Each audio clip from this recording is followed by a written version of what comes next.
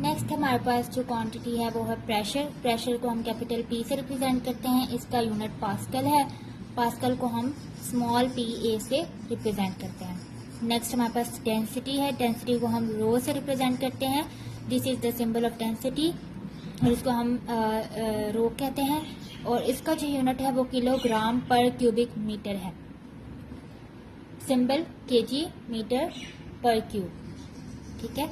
Next हमारे पास आ जाता है चार्ज। चार्ज को हम कैपिटल क्यू से रिप्रेजेंट करते हैं और इसका जो यूनिट है वो कूलम है। कूलम को हम स्मॉल सी से रिप्रेजेंट करते हैं और कूलम को हम एम्पेयर डॉट सेकेंड या प्रोडक्ट ऑफ एम्पेयर और सेकेंड को सेकेंड में भी लिख सकते हैं।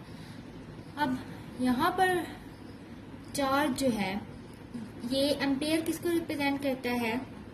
एम्पेयर करंट को रिप्रेजेंट करता है और सेकंड टाइम को रिप्रेजेंट करता है। इसका मतलब है चार्ज करंट और टाइम के प्रोडक्ट से मिलकर बनता है।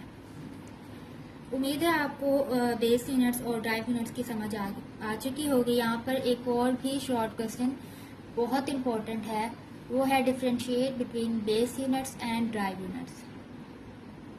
एक ये बहुत इंपॉर्टेंट शॉर्ट क्वेश्चन है और डिफरेंट भी वो डेफिनेशन पूछ सकता है बेस यूनिट्स की, ड्राइव यूनिट्स की और सिस्टम इंटरनेशनल यूनिट्स की भी डेफिनेशन में पूछ सकता है। और ये पूछ सकता है कि वो कब इंटरनेशनली कंफर्म हुए थे। 1961 में हुए थे और पेरिस में वो इंटरनेशनल कमेटी हुई थी वेट्स और मेयर पर। ठीक है। नेक्स्ट हमारे पास जो है टॉपिक वो प्रीफिक्सेस है। प्री का मतलब होता है पहले। प्रीफिक्सेस आर द वर्ड्स और letters that are added before SI units. अब प्रीफिक्सेस क्या होते हैं? ये ऐसे लेटर्स होते हैं, ये ऐसे वर्ड्स होते हैं जो एसआई सिस्टम इंटरनेशनल यूनिट से पहले हम ऐड करते हैं। प्रीफिक्सेस को हम सिस्टम इंटरनेशनल यूनिट से पहले ऐड करते हैं। यहाँ पे जो शॉर्ट क्वेश्चन बन रहा है वो what are prefixes in the SI system. Prefixes in the SI system are used to express quantities in powers of 10.